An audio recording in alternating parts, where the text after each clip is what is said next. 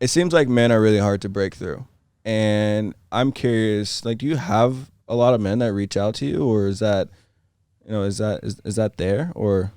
Well, it's my absolute favorite when dudes reach out. Mm-hmm. I don't want to like I will like to say I treat everyone the same, but every once in a while, if I do come across a DM from like a football player at a D3 or like a baseball player at a whatever school, I will be like, "Here's my cell. Let's talk," because Yeah. I know how hard it is for them to even send that and to talk about it. That I'm like, let's let's talk about this. And there's so many times, like, to tell you guys a cool story that hits. I spoke at a school and I played this clip of Kobe Bryant, and Kobe came to USC, and I had a really cool opportunity to ask him a question. And I was grateful to continue, talking with him afterwards. But on the stage that day, I asked him about mental health. And this was last year, a week after the accident. Everyone's wearing Kobe jerseys. It was hard for me to even want to speak because actually, it was like the day after, if I'm jotting my memory now. Anyways, I played this video of Kobe, and Kobe was essentially saying, like, Mamba mentality is about recognizing weakness or recognizing something that needs attention and putting the time in there. And if that's mental health, like, let's walk hand in hand with it. Yeah. Let's address it. It's not a bad thing or something to be ashamed about.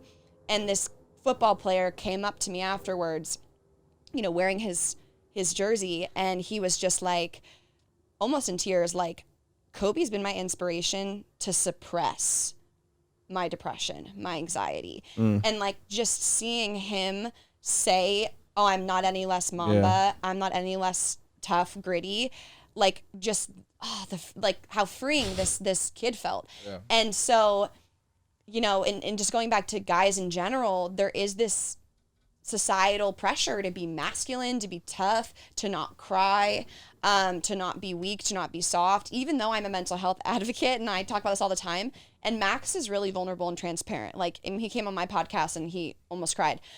But I still even see it in him, like, this need to be optimistic or whatever it is.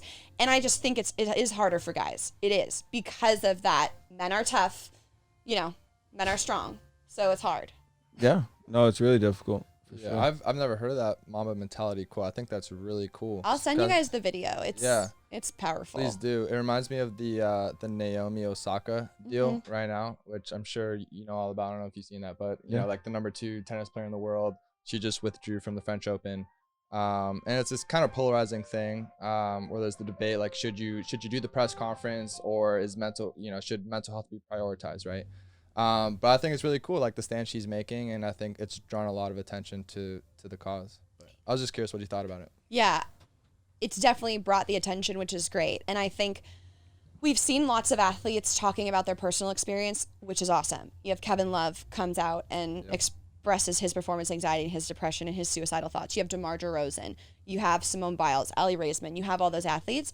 And I think Naomi's situation and that controversy has called on all the athletes in between, like the Steph Curry, the Kyrie Irving, the people who don't necessarily have a story or they haven't shared one, but they're coming in just like, "Hey, we see you, Naomi, like, respect, and we're on your side." I think that's big because it's the first time we've seen, like, the athletic community rally behind someone's mental health struggles.